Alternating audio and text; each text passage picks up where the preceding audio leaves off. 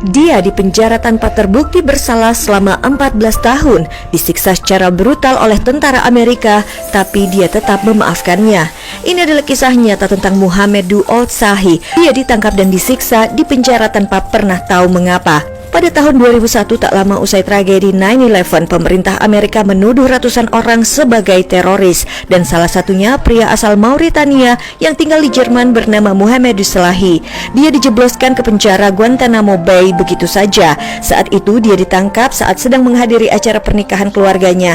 Dia tak tahu apa-apa, tapi pemerintah menuduhnya terlibat dalam jaringan Al-Qaeda hanya karena menerima panggilan dari sepupunya yang ternyata seorang tokoh Al-Qaeda.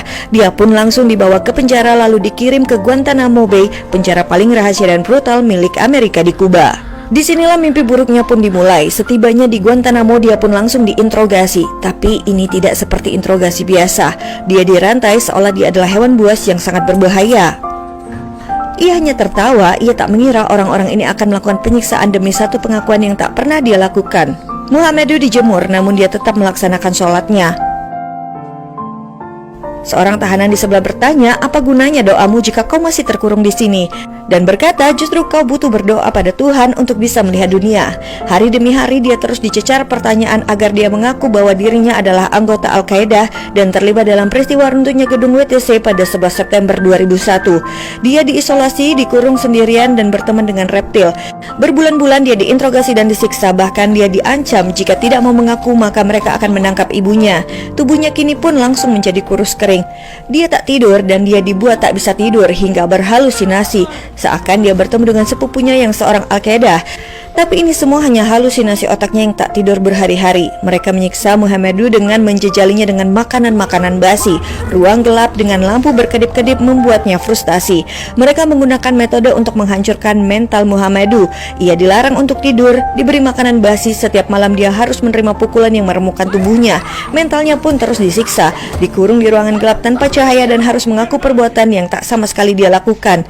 Itu pun berlangsung berbulan-bulan. Mereka seperti membunuhnya namun tak membiarkan Mouhamedou untuk mati. Mereka ingin Mouhamedou Slahi ini mengaku hal yang benar-benar tak ia lakukan. Semakin dia menyangkal semua tuduhan itu, maka orang di sini akan semakin kejam menyiksanya. Bertubi-tubi dia mendapatkan siksaan yang amat kejam. Tubuhnya lemah dan seolah tak sanggup lagi untuk bertahan. Dia hanya bisa berdoa, "Ya Allah yang Maha Penyayang, tolonglah aku, kasihanilah aku, selamatkan aku dari serigala yang mengelilingiku. Ya Allah yang Maha Pemurah." Dengan tubuh yang penuh luka, dia kembali didatangi petugas bertopeng yang akan menyiksanya. Mouhamedou akhirnya berkata, "Baiklah, aku akan membuat pengakuan." Sementara di luar penjara, Nancy Hollander, seorang pengacara HAM, mulai mencium kejanggalan. Sama asistennya Terry Duncan, mereka menelusuri dokumen yang disensor setiap halaman dengan penuh tinta yang disembunyikan. Satu demi satu kebenaran pun muncul dan sadar bahwa Mouhamedou bahkan tidak benar-benar didakwa secara resmi oleh pemerintah Amerika. Pemerintah menahannya secara ilegal hanya karena fobia. Mereka mengajukan permohonan ke pengadilan tapi pemerintah tetap bersikukuh. Mereka berpikir jika membebaskan Mouhamedou maka dunia akan tahu bahwa pemerintah telah bersalah menahan orang yang tak salah dan menyiksanya. Sementara di dalam penjara, Mouhamedou menyerah. Dia pun memutuskan untuk mengaku dan menuruti apa keinginan orang-orang ini. Bukan karena dia bersalah, tapi karena mental dan fisiknya sudah tak sanggup lagi. Dia ingin semuanya berakhir dengan cara apapun. Mouhamedou disuruh untuk menandatangani pengakuan palsu, tapi setelah itu dia tetap tak pernah dibebaskan. Lalu bagaimanakah cara Mouhamedou untuk mendapat keadilan yang dirampas? Kita lanjut lagi di next part, hanya di Snack Video bikin semua beket.